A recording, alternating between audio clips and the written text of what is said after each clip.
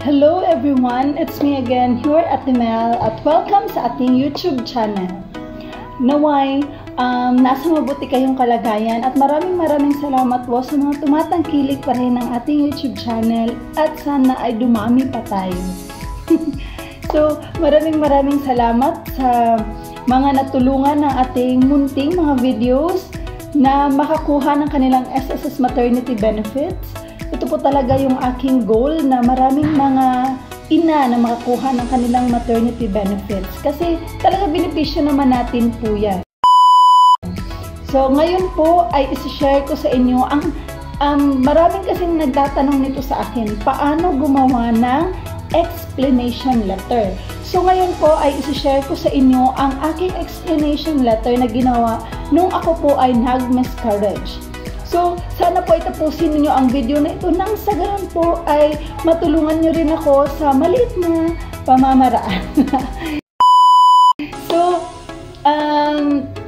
pwede ninyong i-share ang video na ito. Ang aking mga videos po ay tungkol sa SSS maternity benefits. So, disclaimer lang, hindi po ako affiliate or hindi po ako empleyado ng SSS. Ako lamang po ay isang ina na nagsishare ng aking munting kaalaman hinggil sa paano mag-claim ng ating maternity benefits. So, huwag na nating patagalin. Tara na. Isi-share ko na sa inyo ang akin mismong pinasa na letter kay SSS. So, huwag kayong mag-alala. Ililink ko ito sa aking sa description box ng video na ito. Ito po ay nasa aking Google Drive. So, para naman masundan po ninyo ang aking explanation letter.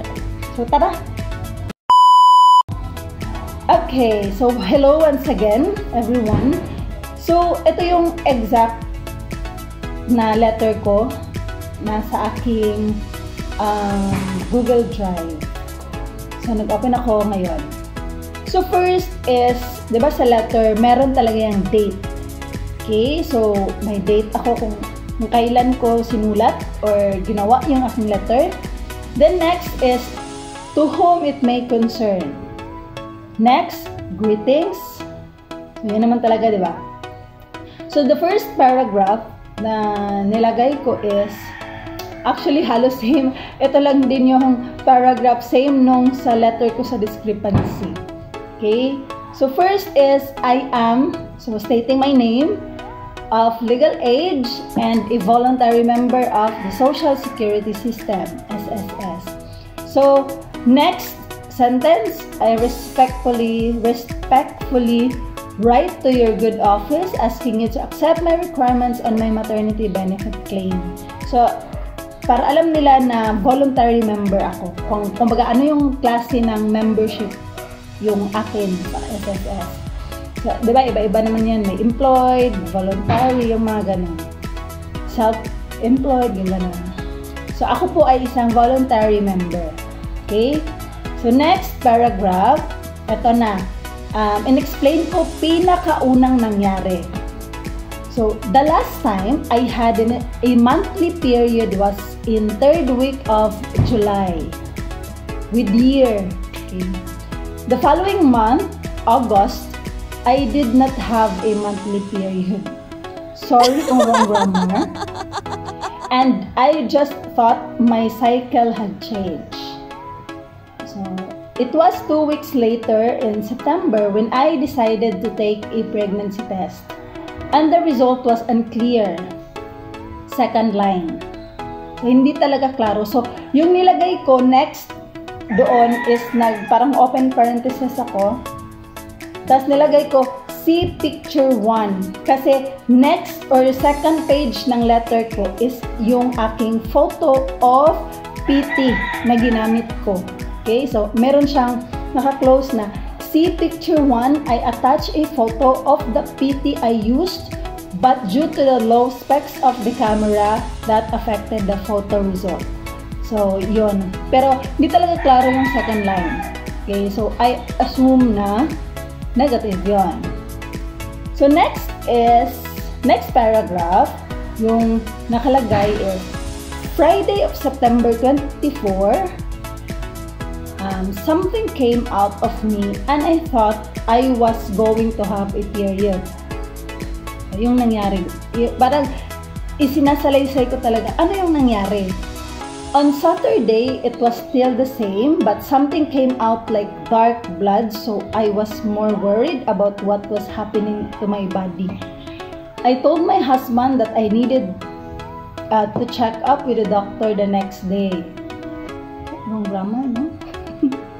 So Sunday dawn, around 3:30 a.m., I woke up because my lower stomach hurt. I saw blood on the bed, so I stood up and I felt something came out like it had fallen on my panty. I hurriedly went to the bathroom and saw something like fleshy or like meaty. So, naglagay ulit ako ng parentheses, the see picture 2, then fleshy tissue. Yung lumabas sa akin na pinicturan ko. So, yan na yung picture 2. Okay? So, next paragraph, I immediately went to the clinic and I talked to the doctor's secretary, and she told me that the OB schedule is only once a week, so I have to wait by Tuesday, September 28. So dito kasi sa amin, island, then once a week lang yung OB. So my turn came, I narrated what happened to the doctor. I showed the PT I used and even the fleshy that came out of me, so she examined me and did IE to me. The doctor confirmed that I had a miscarriage, so she said that I need to do TVS or the transvaginal screening ba yan? To find out if there are any remaining tissues that need to be removed. I went back to my OB and had a follow-up check-up with my TVS result, and she said I didn't need to scrape because there was nothing left and my miscarriage was complete. The doctor's remarks can be seen in my obstetrical history. Okay, so naglagay ulit ako ng parentheses. See picture 3, obstetrical history, then picture 4, TVS result. So, next is, yun na yung parang, ano natin, hoping that you will accept my requirements and looking forward to your positive response. Respectfully yours, then, my name, number, then signature, okay? Kailangan talaga natin i-print out siya. Yun kasi yung ginawa ko. Hindi ako naglagay ng electronic na perma. So, yung ginawa ko talaga is para siyang mano-mano na pinaprint ko siya, pinirmahan ko, in-scan ko ulit. Kasi, yun lang yung feel ko. So, yung ginawa ko, kung sa i-PDF mo kasi, di ba, andun na siya lahat.